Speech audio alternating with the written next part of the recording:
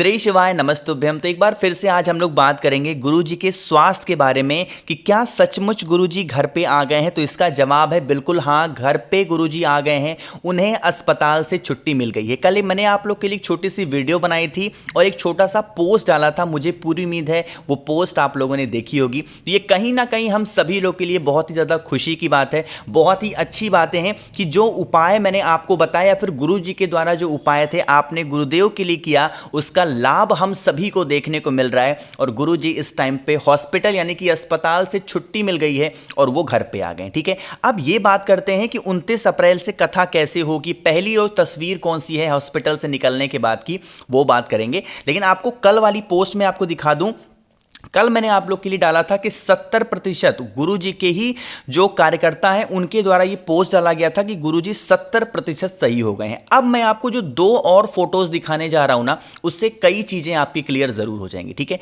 वो दो फोटो कौन सी हैं? जो पहली फोटो यहां पे मैं आपको दिखाने जा रहा हूं वो है हॉस्पिटल से निकलने के बाद में अपने पुत्र के साथ में, यानी कि इनका नाम है राघव जी महाराज। तो इनके साथ में इनकी पहली तस्वीर आई है।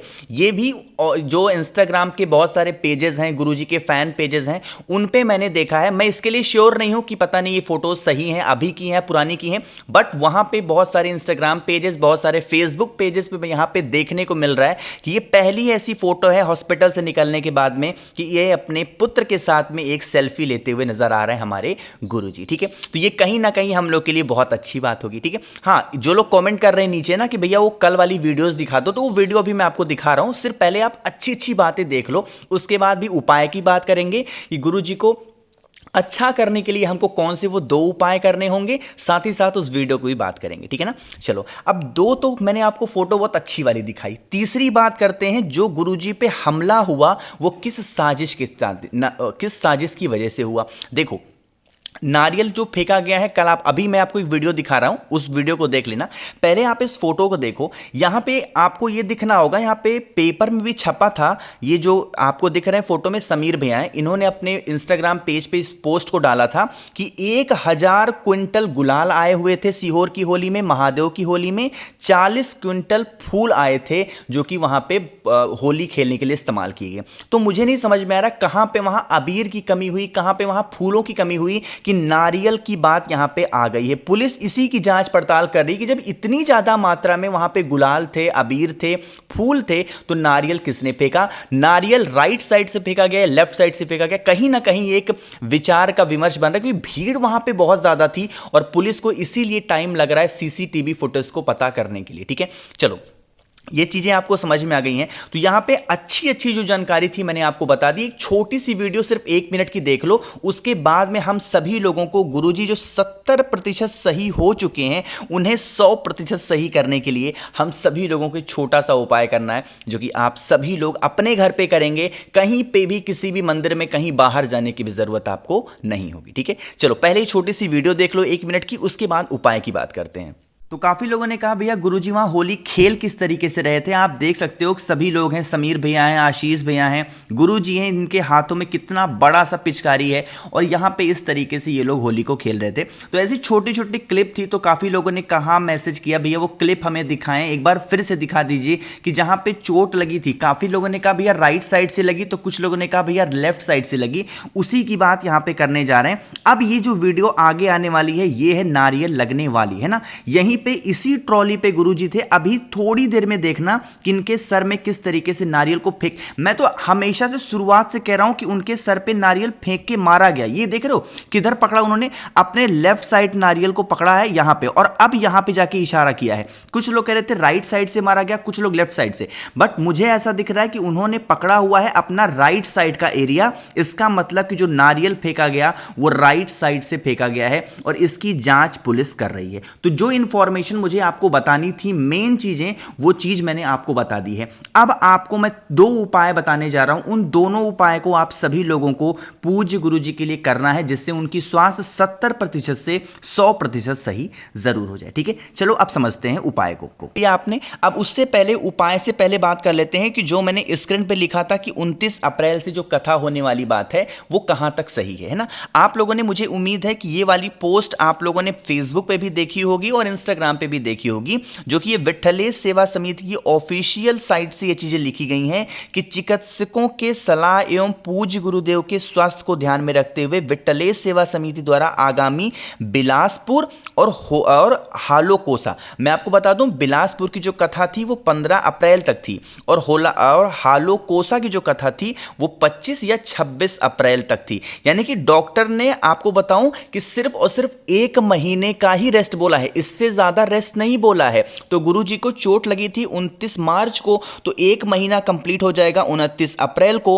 और यहां पे सूचना में भी बात की गई है सिर्फ 2 कथाओं की, आगामी सूचना की बात दूसरी होती है, लेकिन यहां पे जो कथा की बात कही गई है सिर्फ और सिर्फ बिलासपुर कथा और हालोकोशा कथा की बात की गई है और किसी कथा को कैंसिल करने की बात नहीं कही गई है। और डॉक्टरों की तरफ से भी सिर्फ और सिर्फ 1 महीने का ही रेस्ट था, क्योंकि उन्हें बोलने से कम मना किया गया था कि आप कम बोलिएगा, सोचना आपको कम है, इसीलिए। ठीक है, और गुरुजी धीरे धीरे स्वस्थ हो ही रहे हैं, 70% ठीक हो ही गए हैं। अब 2 उपाय की बात हम लोग करते हैं जो कि आप सभी को अपने घर पे पूज्य गुरुजी के लिए करना है, और साथ ही साथ आपको पता है प्रदोष और मासिक शिवरात्रि भी आ गई है, दोनों दिन उपाय को कर लेना। ठीक है, चलो तो पहले उपाय की बात करते हैं जो कि हम सभी लोगों ने अभी तक अपने लिए तो बहुत सारे उपाय किए हैं, अब गुरु जी के लिए भी उपाय को करते हैं। स्क्रीन पे आपको दिख रहा होगा बेलपत्र, तो आपको एक बेलपत्र लेनी है, बहुत ही प्यारी सी सुंदर सी। ठीक है, बेलपत्र को लेने के बाद में आपको लेना होगा एक समी का पत्ता, और ये समी का पत्ता भी बहुत ही ज्यादा अच्छा होना चाहिए, कोमल पत्ता लेना, टाइट वाला मत लेना। ठीक है ना,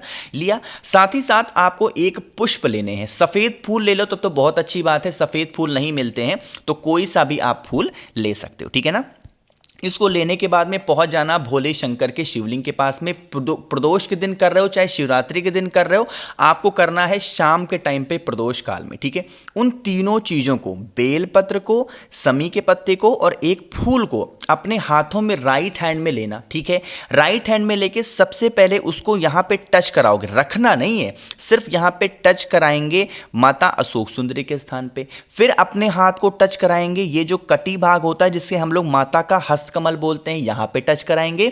और फिर लास्ट में भोले शंकर के शिवलिंग के ठीक ऊपर गुरु जी के अच्छे स्वास्थ्य के लिए हम लोग प्रार्थना करते हुए उन तीनों चीजों को महादेव के शिवलिंग के ऊपर रख देना। यकीन मानिए जैसे हम लोगों ने अभी तक इस उपाय को करके बहुत सारे लाभ पाए हैं, तो यह उपाय अगर हम अपने पूज्य गुरु जी के लिए करते हैं तो मुझे पूरी उम्मीद है कि वो जल्द ही हम लोग के सामने आएंगे और फिर से हम लोग शिव महापुराण की कथा बड़े ही आनंद के साथ, बड़े ही भाव के साथ और बड़े ही प्यार के साथ अपने पूरे परिवार के साथ सुन पाएंगे। ठीक है, करिएगा सभी लोग जरूर, और ज्यादा से ज्यादा लोगों तक इस उपाय को कराइएगा भी, शेयर भी करिएगा। ठीक है ना, चलो समझ में है पहला उपाय।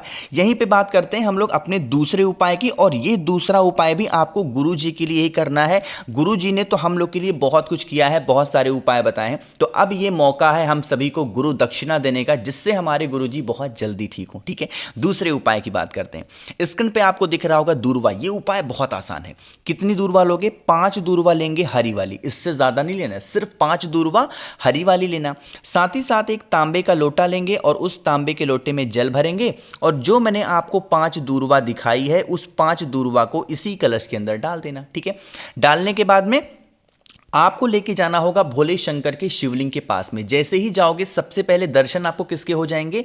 नंदी बाबा के। अरे होंगे कि नहीं होंगे? तो नंदी बाबा के उठे पैर पर उस कलश का आधा जल, दूरवा के साथ में आधा जल नंदी बाबा के उठे पैर पे समर्पित करेंगे, और आधा बचा हुआ जो जल होगा वह समर्पित करना है भोले शंकर के शिवलिंग के ठीक ऊपर कुंदकेश्वर महादेव का नाम लेके। किसका नाम? कुंदकेश्वर महादेव का नाम लेके समर्पित करना। साथ ही साथ महादेव से विनती करना, हमारे गुरुजी, हमारे गुरुदेव इस टाइम बीमार हैं, अस्वस्थ हैं, हे महादेव, हे कुंदकेश्वर महादेव, आप उन्हें स्वस्थ करें, उन्हें अच्छे तरीके से ठीक कर दें। प्रार्थना कर लेना, आपकी जो प्रार्थना होगी महादेव तक जरूर पहुंचेगी, और हमारे लोग के और हम सभी लोगों के जो गुरुजी हैं वो बहुत जल्दी स्वस्थ होंगे और हम लोग के बीच में हमेशा रहेंगे। ठीक है, तो अगर आप लोगों में से किसी को भी मुझसे फ़ोन पे बातें करनी है, मैसेज बातें करनी है, तो आप हमें इंस्टाग्राम या फेसबुक फॉलो कर सकते हैं। उसके लिए आपको सर्च करना होगा द नेचुरल प्लैनेट 108, वहाँ पे हम लोग बहुत सारी बातें करेंगे। बाकी जितने भी भाई बहन मेरी आवाज़ पहली बार सुन रहे हैं, चैनल को सब्सक्राइब करिएगा, वीडियो को लाइक ज़रूर करना है। और अगर आप लोग को गुरु जी से रिलेटेड कोई भी इंफॉर्मेशन मिलती है, कोई भी न्यूज़ मिलती है, कोई भी जानकारी मिलती है, मैं तो अपनी तरफ से पूरी कोशिश करता ही हूँ पता लगाने का, इधर उधर से सीहोर कॉल करके, अपने सीहोर में जो दोस्त हैं मेरे, उनको कॉल करके पता लगाने की। तो आप लोग को भी अगर कहीं से भी कुछ पता लगा करे तो आप हमें इंस्टाग्राम या फेसबुक पे मैसेज के माध्यम से ज़रूर पहुंचाया करिए, ठीक है ना। श्री शिवाय, नमस्तुभ्यम।